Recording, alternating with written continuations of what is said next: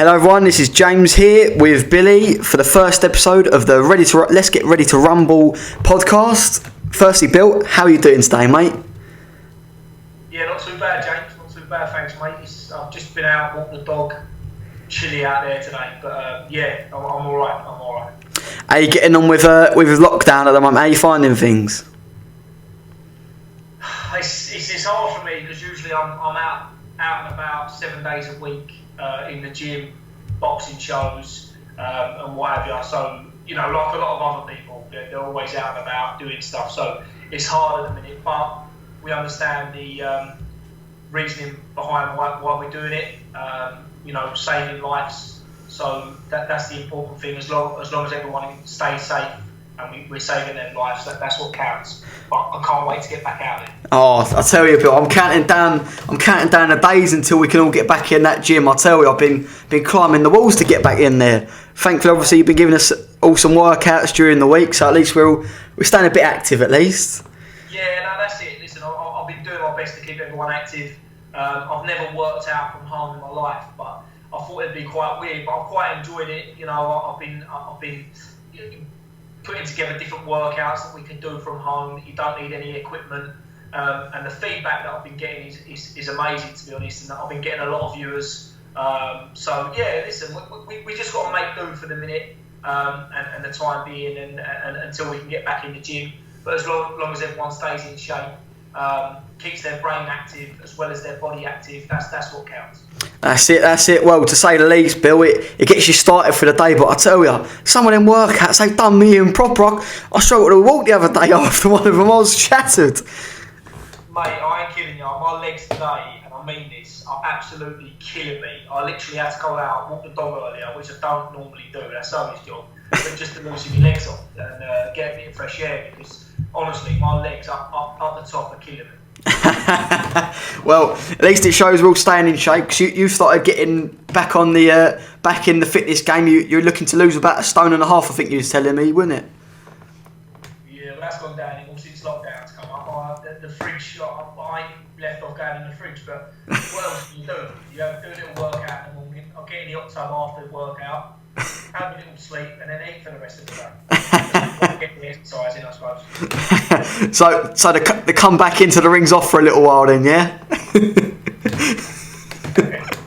Oh, well, so the gym, it's fair to say, let's get on to things properly. The gym's been buzzing this year, to say the least. Start with the amateurs. Let's talk the amateurs. You've absolutely smashed it in the 2020 season that we've been able to have so far, to say the least, isn't it? Yeah, like, listen, I mean, we've had a short season, well, short year, should I say, so far.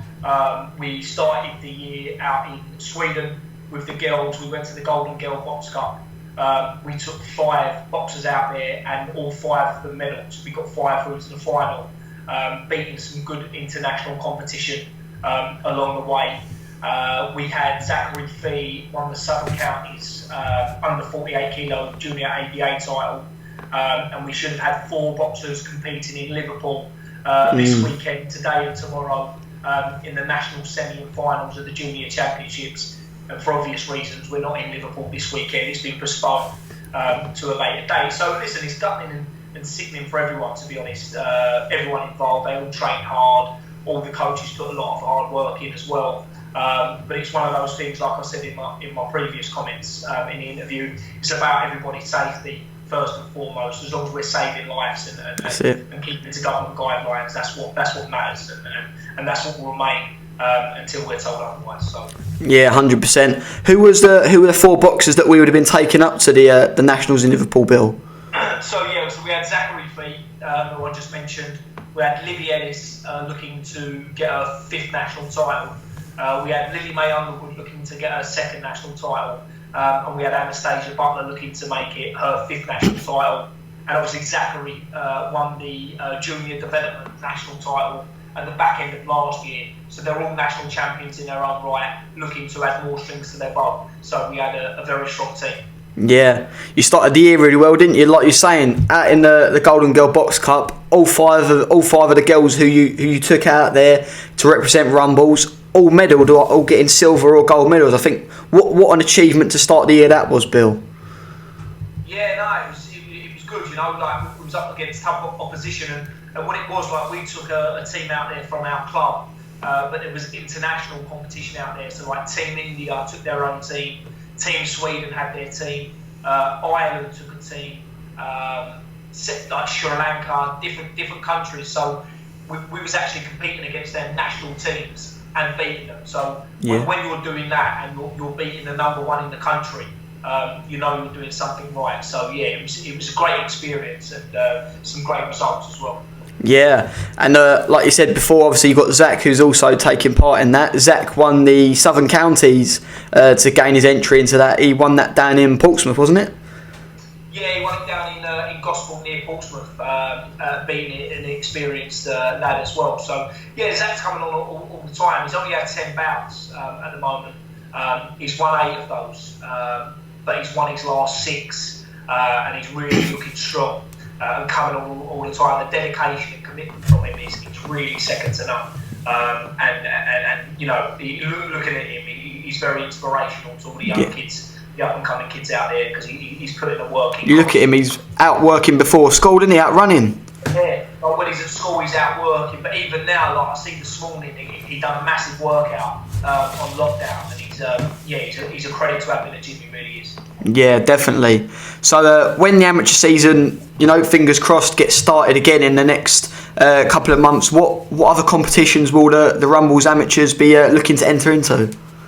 Yes, we've got obviously the remainder of the junior championships, which should have been this weekend, as I said. So it'll be the semi-final, finals of that.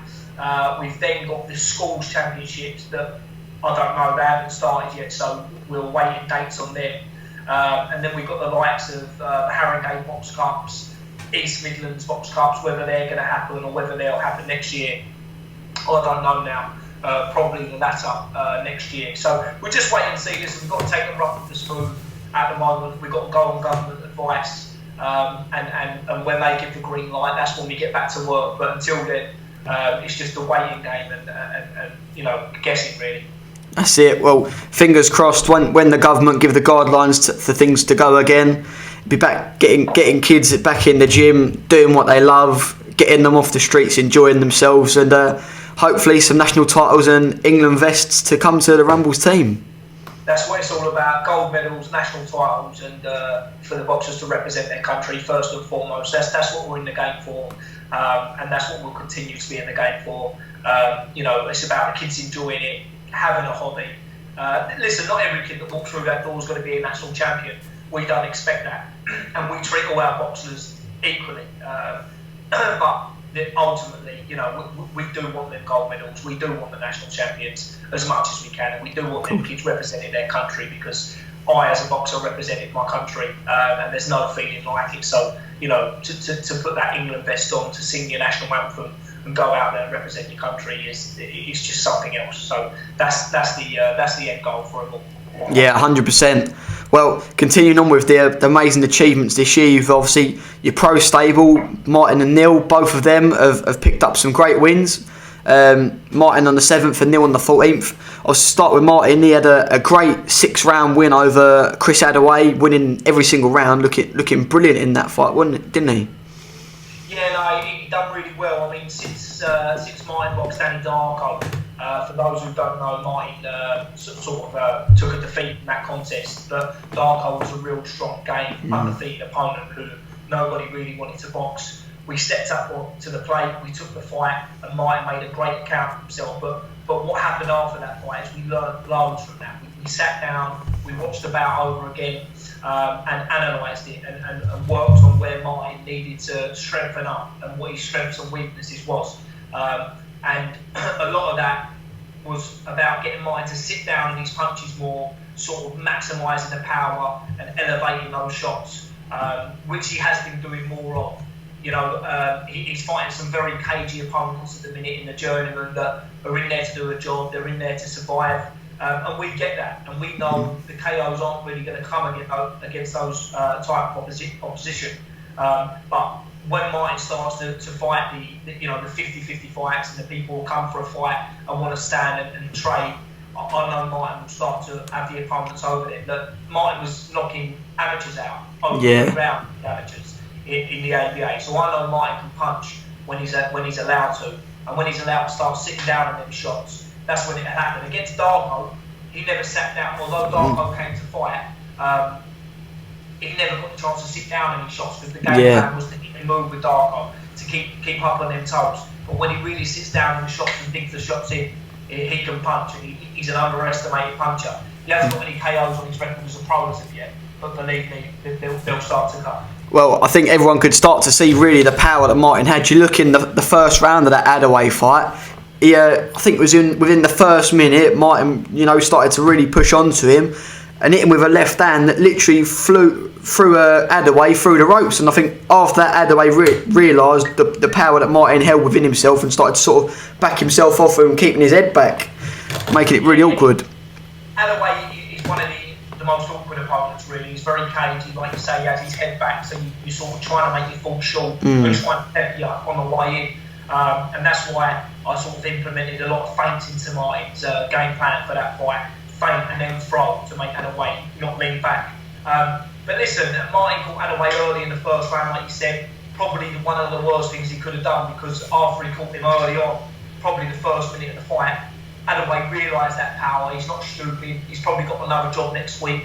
He's not going to get stops, and then he's just going to be even more cagey, even more awkward, and maybe it tougher than it probably should have been for Martin. But listen, Martin only dropped one round in that fight. Looked really, really good.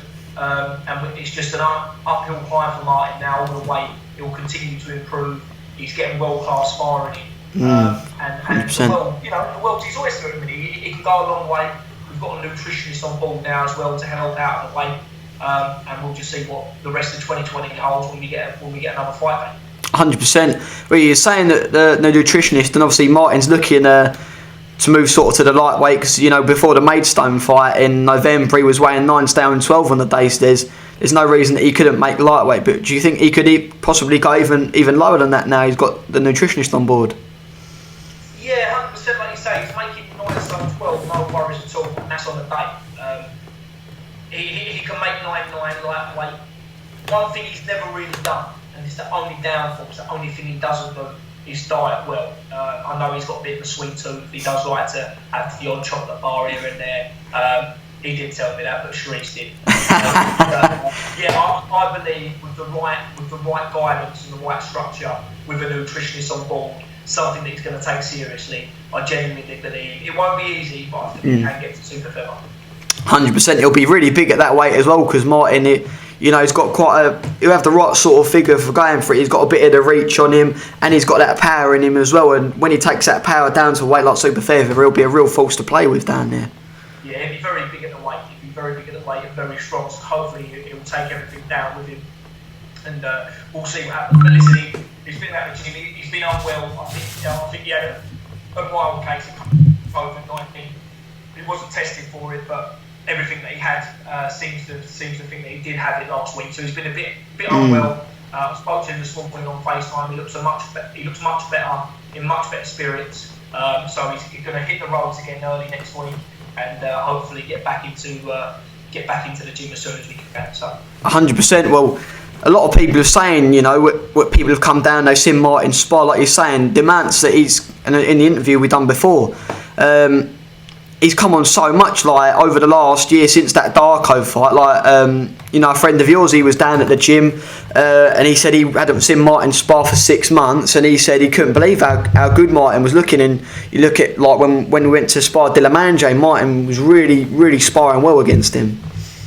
Yeah, listen, everyone that knows Martin, that's been around Martin, has noticed how much he's come on. Even since his pro debut, he's made, he used to be up on his toes, counter puncher southpaw as an amateur, and we just gradually slowing that down, slow his feet down, a little bit more top movement, head movement, sitting down on the shots. Listen, the pro game's a totally different game to the amateur game. A lot of people don't realise that. It's longer rounds, it's longer durations, and there's a whole lot more to learn, and you learn on the job. It's like anything. The only way you really learn is you go out there and do it. You're in that ring, and you're just learning new things all the time. I'm watching coaches all the time and adding my bit to it. Martin does the real work. He gets in that ring and he has to fight. But the thing is about Martin, he's a pleasure to train. I always talk about it and always go on about it, but I believe that you can't get enough credit when it's due, and he listens to everything I say. Yeah. He's so dedicated, he's so passionate, and he just wants to succeed. And that kid will do anything to get a bit of success. So, you know, please, anyone that's watching for his next fights and that, please take a look at him. You know, he's a little bit shy. He's not the most out there on social media, which we're trying to get him to do. But you know, sometimes there's kids that are going missing a little bit because they're not as active on social media as they could be. Yeah. But just take a look at this kid. When he gets a fight again, buy a ticket, come along, watch him. He's the most humble, down to earth boy you'd ever meet, probably. 100%. And just try and give him a little bit of support. This is for the local people, especially. You know, get behind a local kid, and you know, because I believe that he's going to win titles. He's going to do the area proud, to say the least, Bill. I think that's to say the least. He's going to do it. He's doing everyone proud, do it as it is, and to see him win a belt and bring it back here to the gym for everyone who lives in, you know, the Sitting Bull and Sheppey area. I think everyone will be over the moon to see something like that happen. Yeah, of course. Listen, for any of the kids, it don't matter. You know, I train fighters. I'll give them my 110%, always, no matter who they are. But you know, I might have done it the hard way. You have 97 fights as an amateur. 97 fights. 97. There's out there that can say wow. that. And then obviously, and then you know, and then he's turned pro and what have you. But he's done it. He's served his apprenticeship. He ain't just one of these that's had about, you know, a few amateur fights. I'm going to turn pro now. He's served his apprenticeship. He's boxed for England. He's won national titles. He's won gold medals. He's won box cups. He's won belts. And then he's gone on to the pro ranks. So, you know, take him seriously, because he's a good kid. He picks up things very easy. He listens, and he's a pleasure to train. He's a dedicated individual. 100%. Well, moving on to the other pro, Neil Parry, the Vampire. That's it. He fought Sergio Guglieletta off of 2 days' notice last week. 6 rounds, won every single round, and I thought definitely so far one of the best performances I've seen from Neil, if not probably the best performance. Absolutely brilliant. Neil, again, he's another pleasure to train. Absolute lovely kid. You know, very humble as well. He's coming on all the time. And it's not just me saying it. You know, every time, the last 2 or 3 times that he's boxed, Steve Goodwin and Kevin Campion have come up to the ring straight away after his box and congratulated him on the performance and how much he's come on. Steve and Kevin done a podcast a couple of weeks ago now, and mentioned, you know, they actually gave me a nice mention and said I'm a good coach and I'm working well with Neil if I brought him on, and how much he's improving. And that to me and that to Neil goes a very, very long way, because there's one thing that doesn't happen a lot in boxing, and that's a lot of people don't get the credit they deserve. And I think that just getting that little bit of credit every now and then makes a whole lot of difference, because me as a coach, I spend a lot of time away from my family, as do all coaches. I'm not saying I'm the only one that do it, but the fact of the matter is I've got a 2-year-old kid here, I've got a wife, but I spend a lot of time down in the gym, out to other gyms sparring, up the other end of the country, you know, at competitions. And just to get that tiny little bit of credit. Listen, it's the fighters that are getting in there doing the hard work. They should get the credit. But as a coach, to just get a little bit of recognition goes so far. It makes the job a lot more easier. And James, I'll probably spend about, I don't know, not very long in my house per week.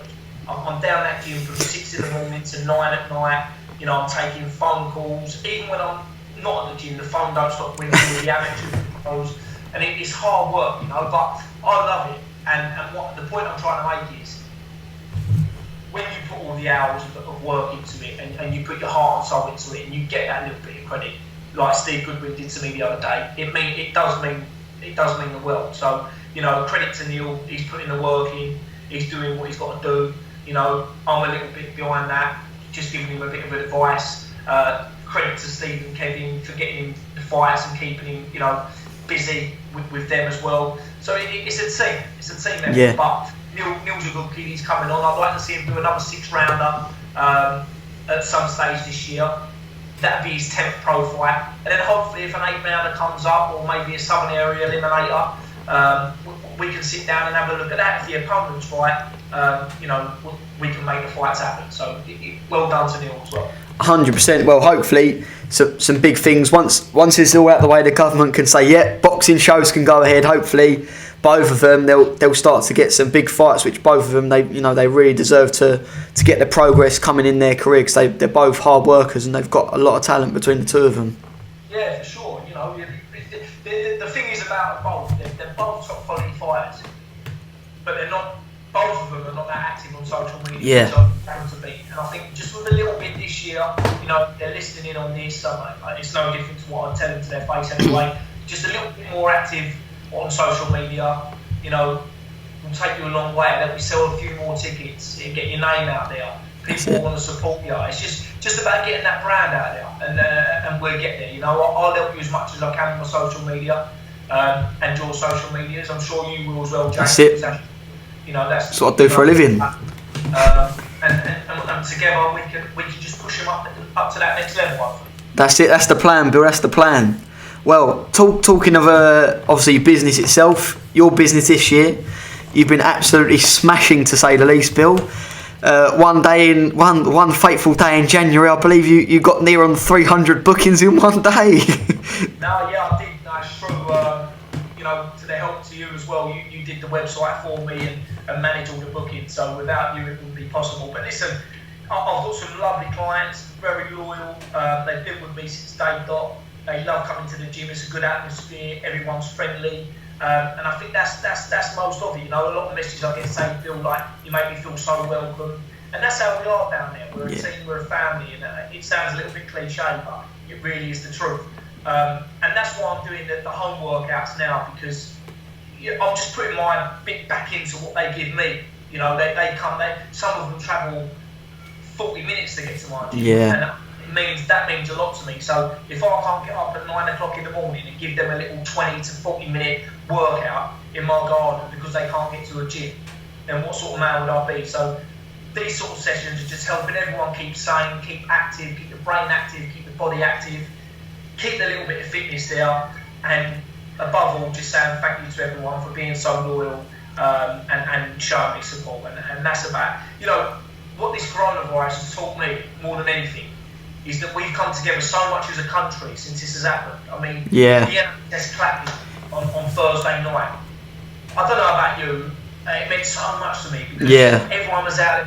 Well, it's a bit different for you. You live in a rural area, so it was different. But everyone come out and they clapped, and everyone was as one. And it just felt that Britain was coming back to how we should. Britain should be. I haven't seen that in a long, long time. So long may it continue. I hope when this coronavirus is all over that we continue to support each other as a country and be the country that we should be. Listen, a lot of people might think, he's talking a bit of bullshit there or whatever. But whoever knows me knows I wear my heart on my sleeve and I'll speak the truth. And that's genuinely how I feel. I think that the country needed it. It was going for a bit of a bad time. And I just think this country, every cloud there's a silver lining in there. So there's 100%. a lot of bad things that the coronavirus has caused and will continue to do so. But I believe there's a lot of positives that will come from it as well. So listen, you just got to get behind everybody and just hope for the best. That's it.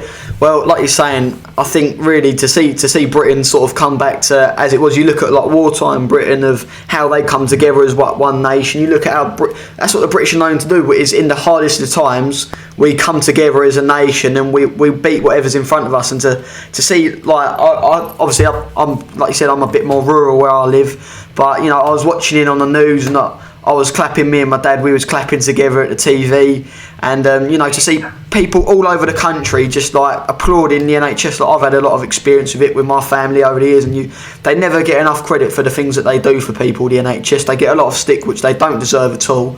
To see everyone appreciate them as much as they showed their appreciation the other day, it was very, very touching, to say the least.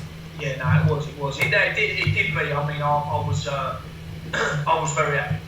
It's just the way I am. Some people might not care about it, and everyone has got their rights. But to me, that meant a lot because we are Britain. We're meant to be Great Britain, and we should all stick together. And just that little moment there, whether it was a couple of minutes of clapping, well, sorry, I won't stop talking about it for the rest of the night.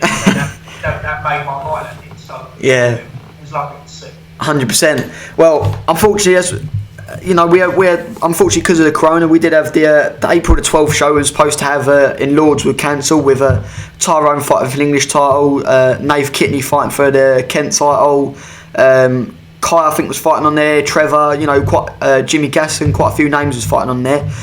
Is there possibly, you know, obviously we can't give a date because of the government, but is there plans for that show to go ahead once this is all blown over?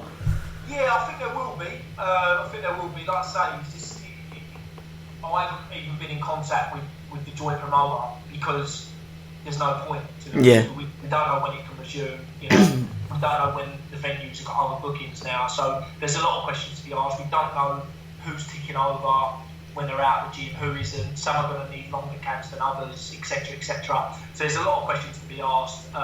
There's no point of asking them questions until we know what's what. So yeah, I mean, a lot of the boys have been messaging me. They've been keeping up to date with the training. They've been doing their runs, sending me their runs. So yeah, a lot of them are. I know a couple of them are probably just going to be having a rest because they was a little bit disheartened and put a lot of work into the training, which is understandable. Of course. So yeah, I think the trouble we'll have now is that when we go back into the gym, the boxers will be at different stages of their training. Yeah. So we'll sort of, we'll have to take it from there. 100%.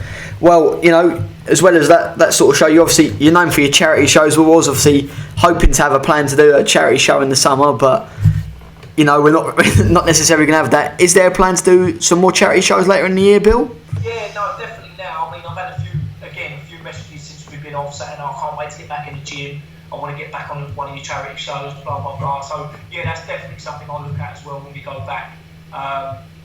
And hopefully towards the end of the year, maybe another prize fight, a middleweight. Yes.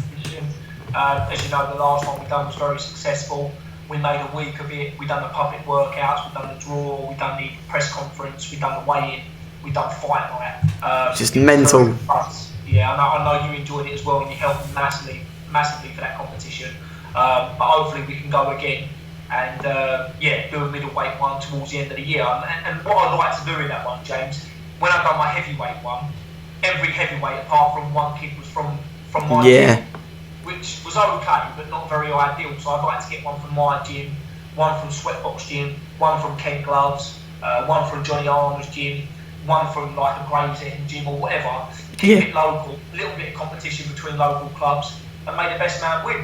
I think that's how it should be done, rather than just doing an all-round team. You know what I mean? But listen, we'll get back. We'll see who's about. We'll see who's up for it. I'll make a few phone calls and send a few messages, and hopefully we can get something going on that front as well. 100%. Like I think we were saying before, the concept's proven as to the PrizeChampion. You know, a lot of people wasn't too sure how things would work last time, if it would be a success, if it'd actually go through. But when people actually saw it come to fruition, and especially the fight week, everyone was talking about that fight week. Everyone was talking about it, like the press conference. You know, we had the controversy there between Asher and Kai. You know, we had the draw. We had Bill Lee picking Kai. You know, with the old Eddie Hearn no context turn video that I made.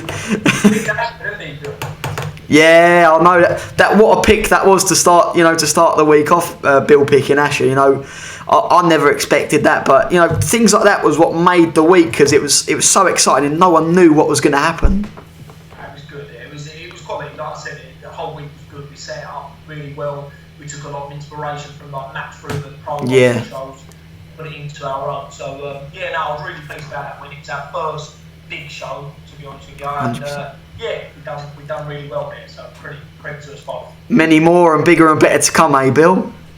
Please God. Yeah. Well, general thoughts, Bill. Though, you know, obviously you live, breathe, sleep boxing. You know, I think we both do, to say the least. We both love boxing more than anything. How are you finding it that on a Saturday night, you know, you'd usually, you know, get the telly on, you have an IFL show or a Sky Sports show to watch or a Frank Warren show? What are you going to do without all this boxing on, man? I've gone back to boxing gold. Last night I watched George Groves and James the Gal. Great fight. You know, that was a few years back now, but great fight. I've always admired the Gal anyway. I think he's a great fighter when he was at his best. Southpaw, very slick. Looks effortless in what he does, but obviously it's not. Then last weekend I watched Ted Cheeseman versus Paulie Upton. That was at your call. And tonight, I'm probably going to watch Joshua and Klitschko. I'm fancying heavyweight dust up tonight. So I'm just pretending that there is boxing on still. But no, you know, all jokes aside, it's hit me quite hard. As I say, it would have been Josh Kelly, David Avanesian tonight on Sky Sports, which would have been a great fight. And it's, you know, there's nothing to look forward to. I like a bit of horse racing. Yeah. I like the football at the weekend, sport there. I like boxing. And it's something that I'll get up on a Saturday morning, I put all my bets on, and I look forward to it. And I go down the gym, I come back and watch my bets. And you see, at the minute, there's none of that. But that's the good thing. We've got all that to look forward to again. So I put a post up yesterday with me and my little boy Rocco, and the caption was "Better days are coming." That's it. So if we think about that and put it into a positive perspective, that's it. I'm sure, you know, there's better days coming. So that's what we've got to look forward to. I see it. Fingers crossed, Bill. Fingers crossed. Well, you know, like you're saying, Josh Kelly was going to be fighting David Avanesian tonight. What was your thoughts on that fight? Because obviously it's supposed to happen when you went up to watch Usyk Bellew. Actually, you went along to it, didn't you? And obviously, it got cancelled on the day of, didn't it? Because Kelly had been caught ill. Yeah, something about he got caught ill after the weigh-in or something. Listen, I like Josh. I know Josh personally. I think it's a very tough fight. Probably one that he could have swerved this early on in his career. Although I know he wants to get a move on and pick up a world title, he's more than good enough. But Avanesian is a tough cookie. Yeah. He's a tough customer to deal with. And I think that Avanesian really fancied the fight as well. So maybe it's a blessing in disguise. It was meant to happen twice. It hasn't happened. Will he choose a different route now, or will he fight him again when the day, you know, when we get more dates? Who knows? Josh is a quality fighter, very good at what he does. You can't teach what Josh does. He's great. So yeah. It's a good fight. If I was Josh's trainer and Josh's promoter manager, I probably would have tried to advise to go to a different route. Reason being, I don't think he needs that fight, but it's a great win for him if he gets the win, and it puts him up there to fight for world honours. So may the best man win, and I'll be back in Kelly. I see it. Fingers crossed. He is brilliant though, Josh Kelly. You look at him, the way he moves around the ring, the head movement, the way he throws the shots. Like I remember that fight up in Newcastle. Well, I think it's Newcastle where he just threw them 10 left hooks in a row. You don't see fighters do things like that, do you? He's quality. He's absolutely quality, Josh Kelly. I think he's a great fighter, but Avanesian's a real tough, hard pro.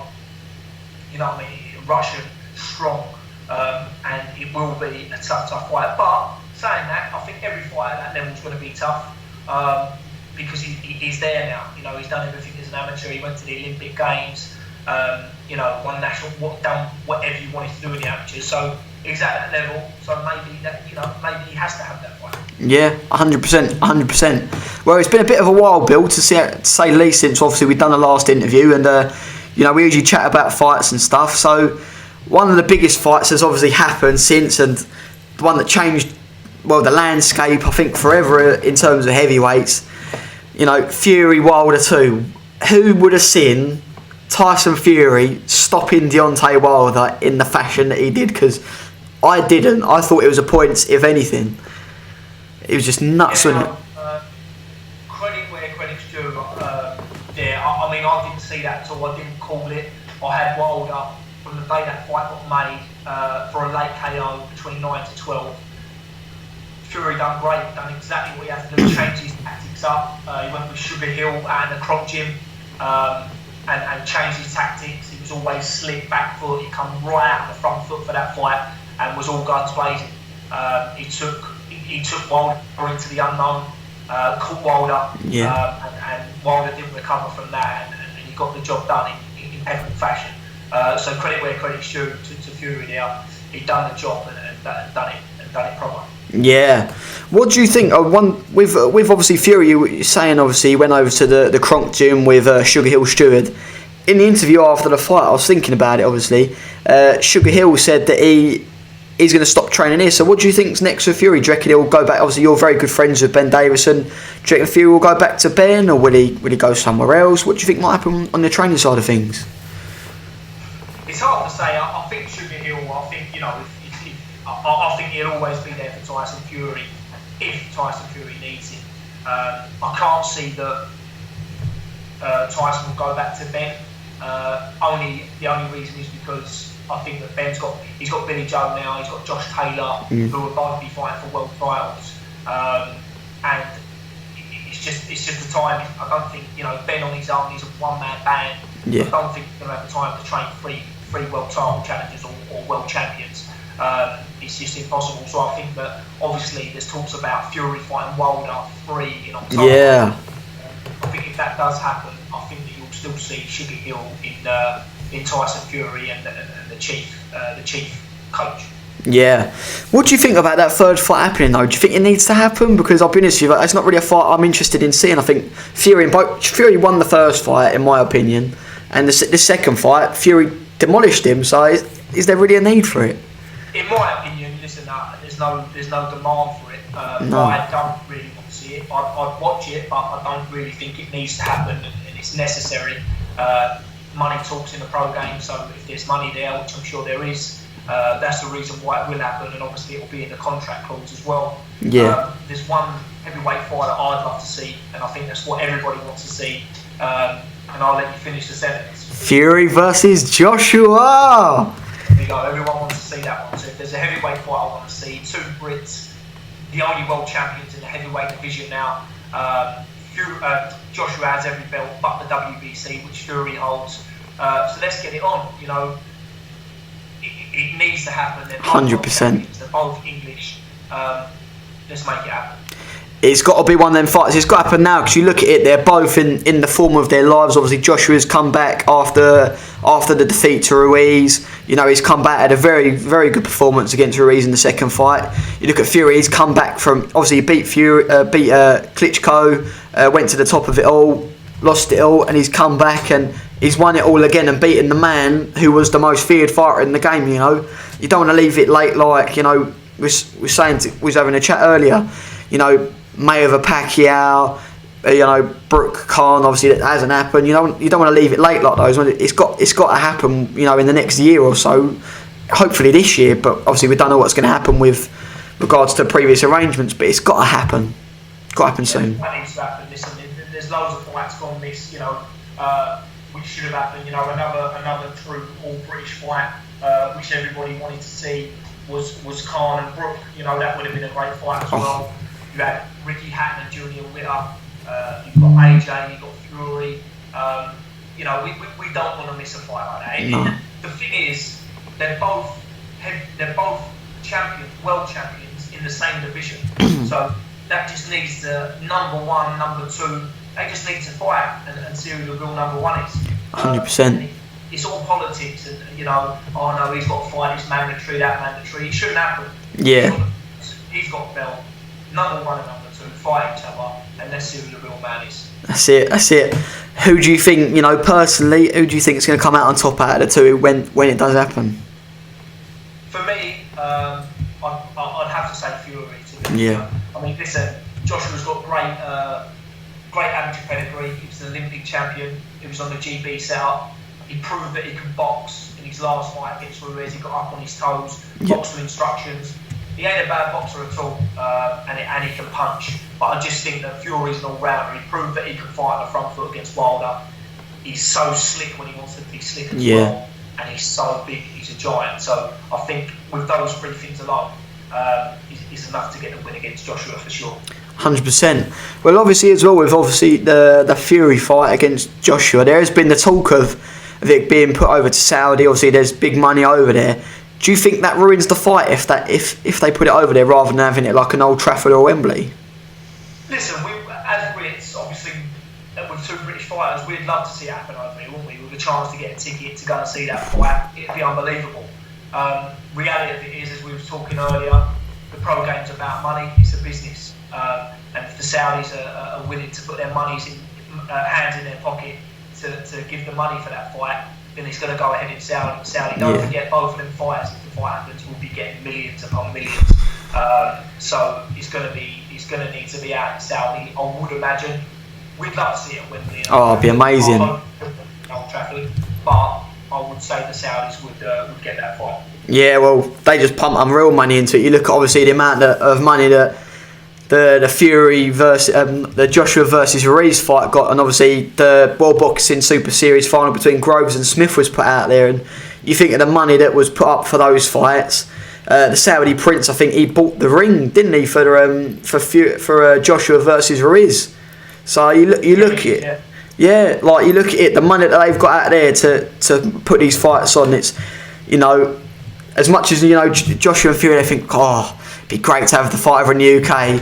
What would you rather have, a nutty atmosphere at Wembley, or have 100 million quid in your pocket? Hey, listen, they won't care about the fight behind closed doors. If they're pulling the money up for it, that's all that matters to them. It's to secure their family's future. That's it. Secure their future, and ultimately, it's their job. It's what it's all about. It's what they go to work for, and that's to earn the pound notes. So let's see. Firstly, let's get the fight made, and then secondly, we can complain whether it's in Saudi or Wembley. Well, anyway, onto another of the fights that's gone on this year, Bill. One that was quite interesting, a bit of a sad fight, you know, because it feels like the end of an era almost. But we had John O'Carroll against Scott Quigg. Obviously, Scott Quigg going out in a bit of a sad way, getting stopped in the 11th round. I've obviously got some fond memories of Quigg watching him fight against Kiko Martinez. Brilliant fight, obviously, the build up to the Frampton fight. You know, what a hard worker and what a career, to say the least. What a fighter. Yeah, no, Quigg was great. I remember seeing Quigg. I first see him on a Friday night fight night on Frank Maloney, then now Kenny Maloney's show. And I'll run my dad up when I see him. I said, "God, I just see this kid called Scott Quigg." I said, "What a talent!" I said, "He'll be a world champion." And I promise you, I had in my heart, I said that. He went on to win a world title. He had a great career. He was with Joe Gallagher, one of the renowned coaches in Britain. He then went out to one of the best coaches in the world, Freddie Roach at the Wild Card, spent some time out there. He finished his career with Joe Gallagher. He became a world champion. Listen, he was over the hill when he fought Carroll the other week. He wasn't the Scott Quigg that we know. He now knows he's not the Scott Quigg that he was, and he's hung his gloves up. He had a brilliant career. He'll go on to do other things in boxing, I'm sure. Yeah. John O'Carroll, young man, he'll win a world title now. He's come on so much. I know he boxed Tevin Farmer. He comes short against Tevin Farmer. I believe he's improved on that Loads. as well. He's a nice boxer now. He doesn't just charge forward. He boxes. He uses his brain a bit. And I believe that he'll get to where he wants to be and win a world title. He's he's got a great attitude. You know, he's a showman as well. He knows how to talk on camera. So yeah, all credit to Carroll as well. Yeah, 100%. Carroll, he has come on loads. Like you look at the style, you know, what he's implementing in the fights now. You know, that the Quigg fight, I'll be honest with you, I did think, although Quigg, you know, he's a bit over the hill, not the fight he was, say, when he fought Kiko or when he fought Frampton a couple of years ago, I still thought that Quigg might have had that bit more experience, you know, that bit of ring craft, you know, that class about himself to be able to do the job. But, you know, all credit to Carroll, he pulled it off, and, you know, I would like to see him do it because he's a brilliant personality out of the ring. He gets everyone excited and interested in his fights, and, you know, fingers crossed, you know, representing MTK, you know, we're Team MTK, you know, hopefully he'll pull out the bag and bring a world title back. Yeah, it'd be lovely to see. As I say, he's improved so much, so why not? He deserves all the success. Yeah, just going back to Quigg quickly, you know, just something I wanted to ask about. Obviously, he had the massive fight against Frampton a couple of years ago. You know, he didn't necessarily in the fight, he's admitted, you know, his game plan, you know, wasn't necessarily, you know, he felt he could have had a different game plan and gone better at the night. Obviously, giving credit where credit's due, Frampton is a very, very classy fighter, to say the least. I really rate Frampton, but do you think, say, if Quigg implemented a different plan and come on strong throughout the fight like he did in the latter rounds, do you reckon he could have won it?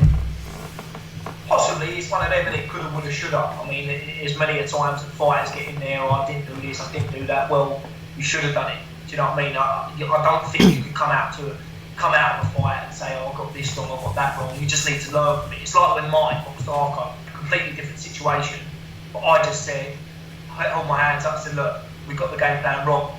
Our plan was to get Darko over 4 or 5. I thought Darko was muscle bound, he would start to tire, then we could take over. It didn't happen.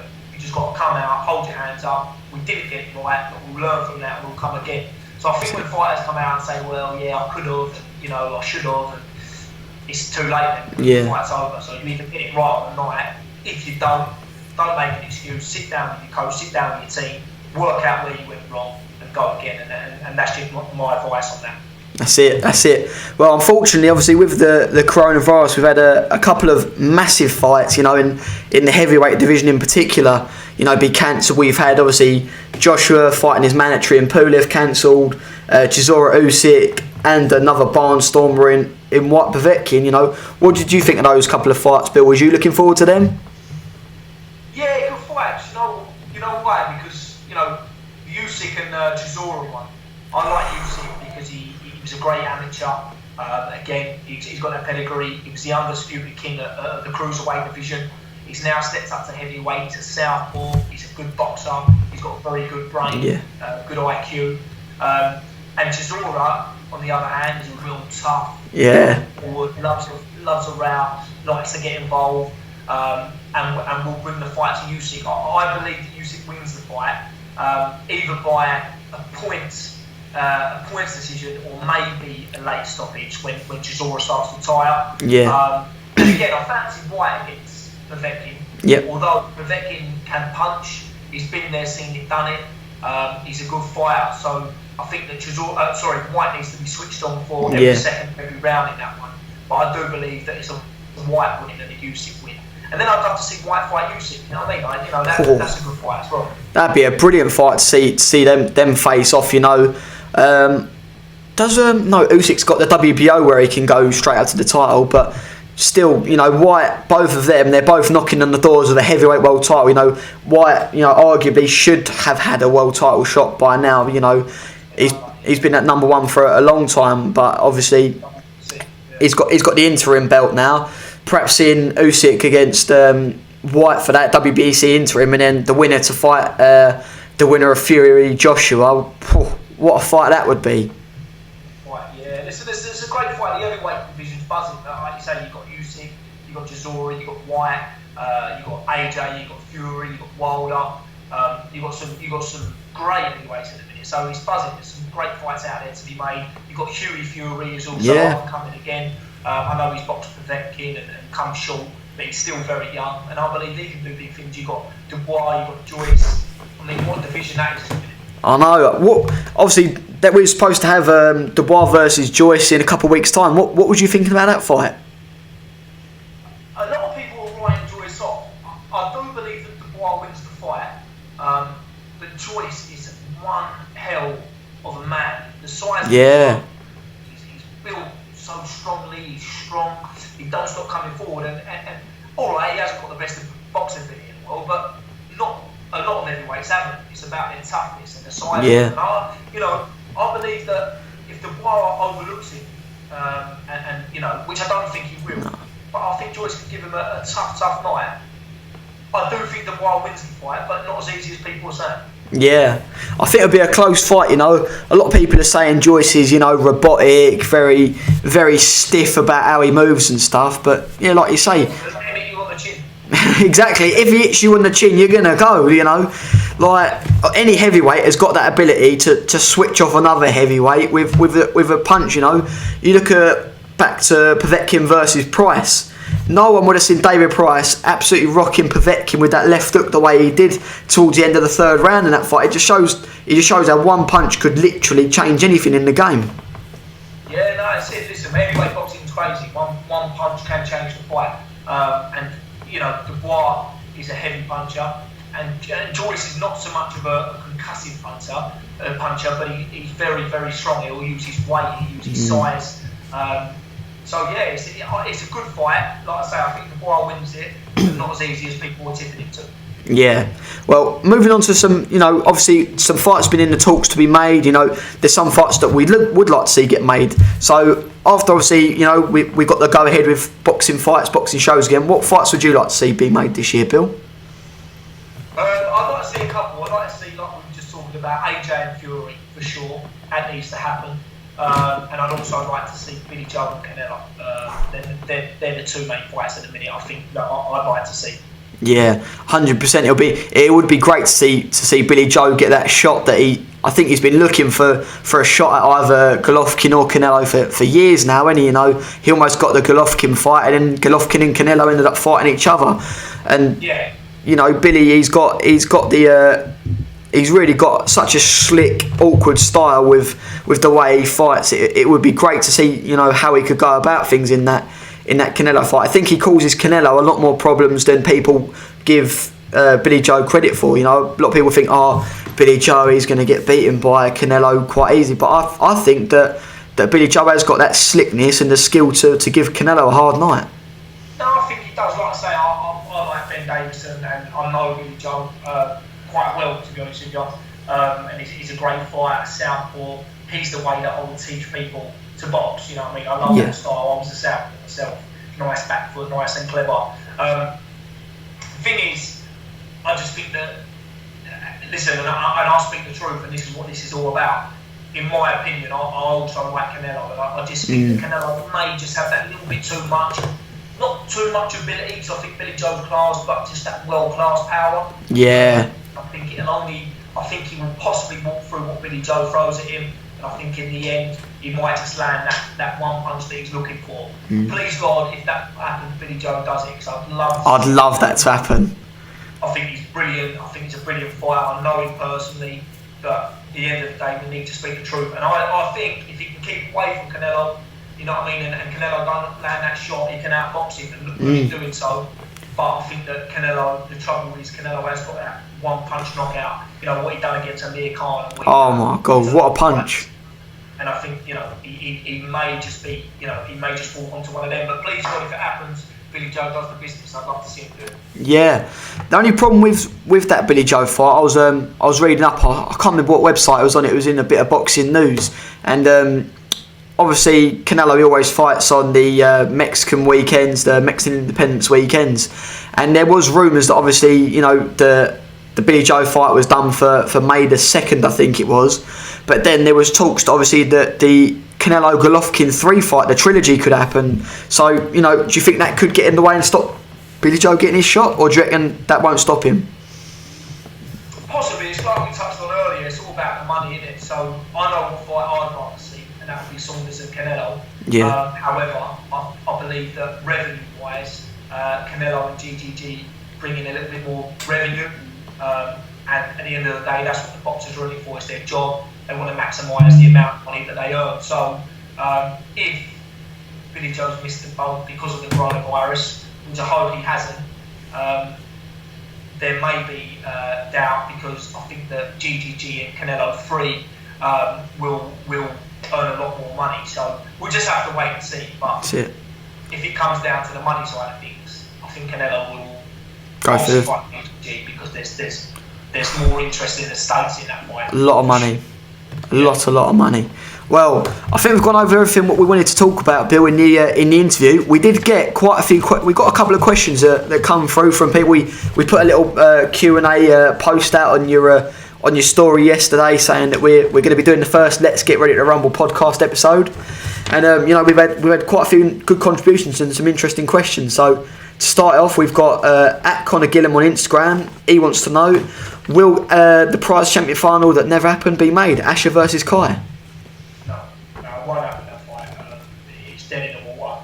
Yeah. Two of them, both of them are friends of mine. Yeah. They both train under themselves at Rumbles, and we've decided not to let that fight happen, just for obvious reasons. Yeah, they're both pals at the end of the day. They're both pals of yours. It's very hard to see two of your friends fight. Do you know what I mean? Of course it is. I'm sure they'll help each other prepare a lot for their upcoming fights. They both want to fight this year. I think you were saying you'd heard from Asher earlier today. He's raring to go. Yeah, it's good to hear from him. Like I said, I ain't seen him in a little while, obviously, with what's been going on. But yeah, he texted me this morning, obviously, and just said he can't wait to get back in now and do what he does best. He's undefeated. He won the PrizeChampion. I think he's 4-0 now. 3-0. 3-0, yeah. Yeah, 3-0. So yeah, he's looking forward to getting back in there. So yeah, 100%. Well, next question we've got at Lou Franklin. He's asked, who's your favourite heavyweight? Let's go do it. Our favourite heavyweight from the past and present. Past and present. I'm going to go for Muhammad Ali passed because stylistically, how light he was on his feet, he could talk, he looked good. I think as a promoter and as a person that, well, the way I look into boxing is the full package. So yes, one, obviously you've got to be able to fight. Two, you've got to be able to talk and present yourself. And three, you've got to be able to look good as well. And for me, Ali ticked all of those boxes, so I'll go with him. And again, current, I'm going to say Tyson Fury, pretty much the same, to be honest with you. He can talk, he knows how to definitely sell a fight, he can fight. Yeah. Does he look good? Not as good as Ali did, but I'm not going to tell him that because I might bump into him one day. Yeah, me, past Ali, present Tyson Fury. 100%. Well, I think with myself on that, Bill, I'd go different with you on the past. I'd say Mike Tyson, in my opinion, I don't think you'll ever see someone dominate a heavyweight division the way that he did. You know, to unify, he become, I think, a world champion at 20. He's the youngest ever fighter to become a heavyweight champion. To unify WBA, WBC, and IBF. And, you know, in his prime, I don't think any heavyweight in the world would ever beat Mike Tyson in his prime because he was unstoppable. You know, great fight. I mean, it's what you like, and he was explosive. His hands are still, when you're on the chin, you weren't getting up.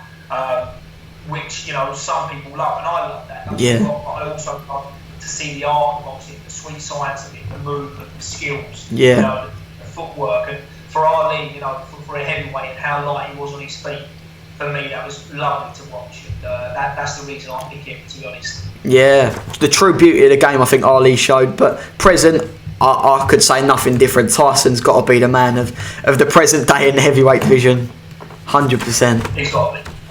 Well, next question. We've got your fellow coach at Rumbles at Ben_Davis1. He's asked, Bill, this is more a question for you. 3 coaches who you admire, past and present, and what lessons do you take from all 3 and use in your day-to-day life as a coach?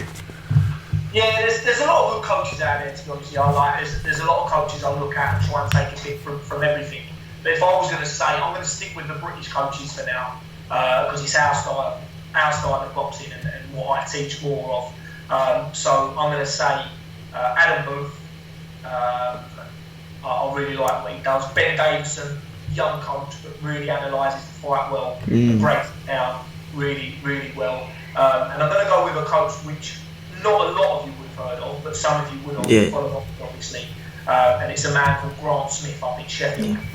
He's father to Dalton Smith.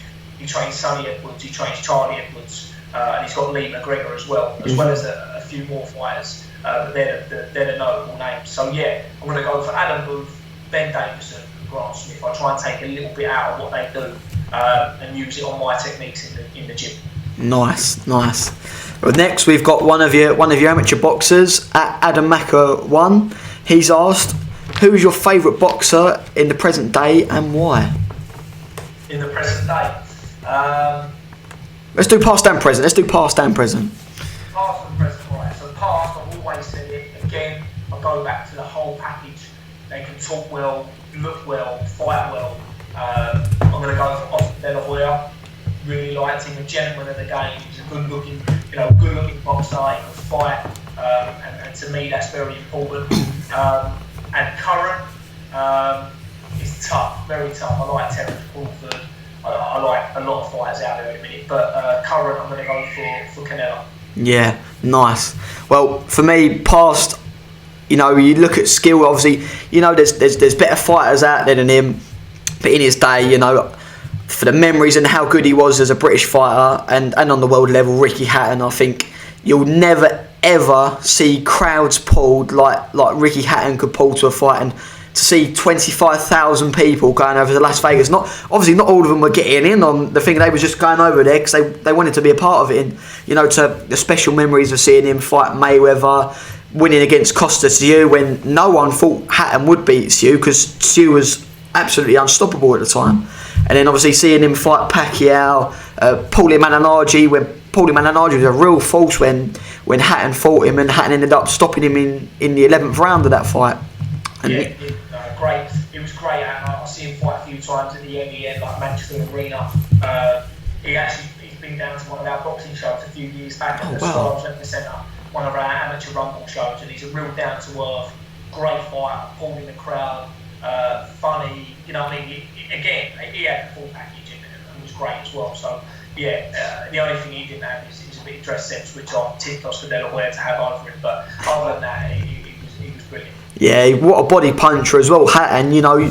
He was brilliant. You look at the clips when he used to be training with Billy Graham, and how Billy Graham would get that body belt on, and he was a wicked old body punch. You wouldn't want to take some of them to the ribs. One of the best, just tucked in nice, positioned it right. He knew exactly what he was looking for, and he was to just sneak it under that rib cage, and they was gone. But yeah, unbelievable body punch. That's it. And then present for me, I've got to say, Errol Spence for me. I think Errol Spence, he's a real complete fighter, a massive welterweight, and you know, look at the fights what he's had over the past couple of years. He went into Kell Brook's backyard, you know, took quite a bit of punishment at the start of the fight. You know, Brook was looking quite strong at the start of that fight, and then as soon as he started whipping in them body shots, you know, started breaking Brook down, and you know, took the fight from him, took the title from him in his backyard. And then you see, obviously, he fought Sean Porter most recently, unified the division. Sean Porter come off of a great win against Danny Garcia, and you know, very, very strong fighter in Sean Porter. And I think Errol Spence, in my opinion today, he's the best body puncher in the world at the moment. I think the way he places them shots is absolutely unreal. Very good, yeah. Now I rate him as well. Like I say, there's so many to choose from. You've got your Spences, you've got your Crawfords, you've got Canellos, you've got your up-and-coming, like Matty, the Albanian, American Albanian. There's so many to choose from. Yeah. Well, talking of prospects, at S4S and giveaways has asked, who are some of your prospects to look out for when the boxing's back up and running? There's so many, to be honest with you. In my gym, you got like schoolboy level, Adam Macker, Miley Cash, Michael Cash. You got the girls, all the girls in my gym. You've got so many to choose from. This is a real tough one. It's a real tough one for me, that question. But there's just so many to choose from now. Boxing around the world is buzzing, especially in Britain. There's so many to choose from. Yeah, 100%. It's flying, but definitely the one I was saying to you about before, Bill. When I first started training with the old Rashad Matty, he's come over to Manchester. What a fighter! Brilliant fighter. He's got it all, and he's done it all. He's got an MMA background. He's smashing the boxing scene at the minute, and he's a real good talent. I like him a lot. Do like him. Yeah, he's brilliant. He's brilliant. Well, onto a different sort of question we got asked. At Lou.Baker, he's asked, do you reckon that the coronavirus is man-made or an actual virus? Well, since we've been off, I've been doing a lot of research and a lot of reading and watching the news and on the coronavirus. And I've got to say, I think this is potentially a chemical war. I think this is a man-made disease. I don't think this is over a Chinaman eating a bat. I think it's more serious than that, and it's caused absolutely disaster around the world. It's continued to do it. So yeah, definitely think that this is a man-made. Yeah. You know, what do I know about this? I'm no expert. I'm just going on my research, what I've been reading, and my thoughts, but I could be totally wrong, so who knows? Who knows? I'll be honest with you, Bill, I see you right, and it's like I was saying to you earlier, how does eating a bat lead to like all of this? It's just nuts. So something, it just doesn't feel right about it. But you know, fingers crossed. You know, the NHS are doing a wonderful job, as we were saying earlier, and hopefully, you know, around the world we're going to find a cure to it. There are some companies. There was a company out in Canada. I sent you Medicargo. They seem to think that they found a natural cure to the virus. So let's hope that, you know, something can be done to get it sorted for us all, and the world can get back on track. Hopefully, but if it is from a geezer eating a bat, please bring him down Rumbol's gym so I can let a few of the boys give it a mining. As well. It serves to have a few digs, I think. Oh my God, I'd love to know who that person is who's eating that bat. I'll tell you, what a weirdo. Well, onto a different question. Back to the boxing sort of questions. We've got the man that is Alex the Power Cut Palmer, and he's come in and he's asked, why is Palmer the biggest legend in Rumbol's gym? He's just a legend, isn't he? Where did I start with Palmer? What a man. What a man. He had an absolute, it should have been a box office fight against the man that is Jay Weather. They had an absolute cracker of a fight on GBBU.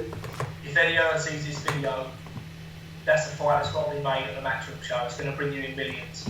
100%. There's Humphrey versus... big purses have got to be attached to that fight. It's got to be some big purses attached to it. He loves his boxing. He comes down, trains, he does a few sessions with us a week, and he's a nice kid. So Palmo, you are a legend. 100% Palmo. Keep going power cut, and you'll be cutting the power in the new fights you'll be having after the coronavirus is gone, eh? Alright, next question. Quite an interesting one, Bill. This is more something, obviously, yourself, you're a coach, you experience this a lot.